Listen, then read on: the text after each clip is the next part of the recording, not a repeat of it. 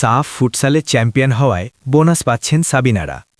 সাফ ফুটবলে 2 বার শিরোপা জিতেছে বাংলাদেশ নারী ফুটবল দল, আর প্রতিবারেই তাদের ছাদ খোলা বাছের সংবর্ধনা দিয়েছে বাংলাদেশ ফুটবল ফেডারেশন।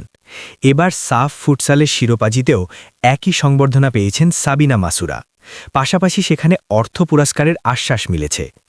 বৃহস্পতিবার 29 জানুয়ারি হাতির ঝিলের সংবর্ধনাস্থলে এই কথা জানিয়েছেন বাফুফের সভাপতি তাবিতা আউয়াল। তিনি বলেন, মেয়েরা চ্যাম্পিয়ন হয়েছে, তাদের জন্য বোনাস থাকবে। কত থাকবে তা বলছি না, কমিটির সঙ্গে কথা বলে নির্ধারণ করা হবে, তবে বোনাস থাকবে। সাবিনাদের অভিনন্দন জানিয়ে তাবিতা আউয়াল বলেন, কেবল সাফ ফুটসালের প্রথম আসরের চ্যাম্পিয়ন হওয়ার জন্য নয়, আমাদের আরও একটা ট্রফি এনে দেওয়ার জন্য ফুটসাল দলকে অভিনন্দন। আমি অভিনন্দন জানাতে চাই আমাদের অধিনায়ক সাবিনাকে। যেটা আমি আগেও বলেছিলাম, সাবিনা হবে আমাদের প্রথম অ্যাথলিট, সেটা পুরুষ হোক মহিলা হোক, যে আমাদের দুটো ফরম্যাটে চ্যাম্পিয়ন্স ট্রফি এনে দেবে। আমি জানি না এই রেকর্ড কে ভঙ্গ করবে, তবে যুগ যুগ ধরে আমাদের সাবিনার নাম নিতে হবে।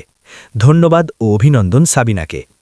এরপরই তিনি বলেন, আজ থেকে আপনারা কিন্তু ভবিষ্যৎ খেলোয়াড়দের অনুপ্রাণিত করছেন। অভিনন্দন যারা এই সাফল্যের নেপথ্যে ছিলেন। কোচও বলেছেন, ফুটসাল আমাদের মাত্র 3 মাস আগে শুরু হয়েছে। আমরা একদিন কথা বলছিলাম ইমরান ও হেড কোচের সঙ্গে, ফুটসালে ছেলেদের পাঠাচ্ছি, মেয়েদের কেন পাঠাচ্ছি না। তখন কোচ আমাকে বললেন, আমাকে 2 জন ইরানি নারী কোচ দেন, তারা তৈরি আছে।